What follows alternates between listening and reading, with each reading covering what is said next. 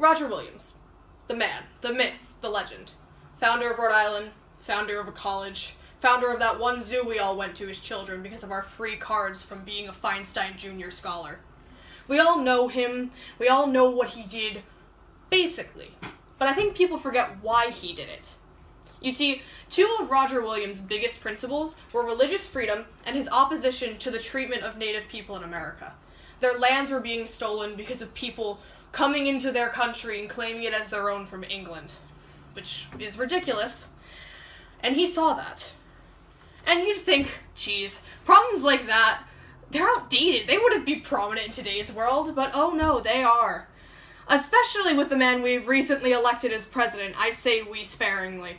But I think that we can truly learn from this man, someone who founded the small state of Rhode Island, had such big ideas about how to make this world a better place, and people aren't listening to them. So, where is a good place where this man could, if he were to come back to life, spread his message? A high school graduation, perhaps? A bunch of fresh young minds going out into the world, changing things, making it a better place? What better place to reinforce these ideals of humanity? What better place to spread his message? And so that's why I believe that if Roger Williams were to come back and give an addressment speech to my high school class, I'd want him to talk about his principles, talk about his ideas of religious equality, especially in today's political climate, where people are being persecuted for being a Muslim or for practicing a religion outside of Christianity.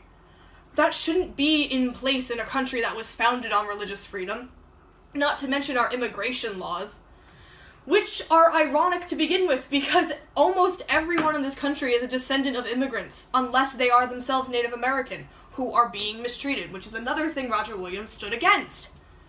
If he were to speak on this, such a figure that people know his name, people have heard of him, they know his story. No one's listening to the recent generations about these issues, so maybe a white guy from the past coming back to life somehow and spreading this message would get people to listen again. He's prominent, he's important, they would understand what he's saying. They would take a look at how our country's progressed since his time and go, oh man, what went wrong? Because something went wrong. And Roger Williams has the ideas that could fix it, that should have been put in place in the beginning to keep it from getting this bad. And there are a lot of great things about America, but there's also a lot that we can fix. Namely, our persecution of people practicing different faiths, and the fact that this country once belonged to a group of people, many groups of people that are now pushed to small reservations, are victims of sex trafficking and rapes and discrimination, not even just here, all across North America. Something needs to be done, and it's hard for people to be heard, especially those who are minorities, those who are actually suffering from this oppression.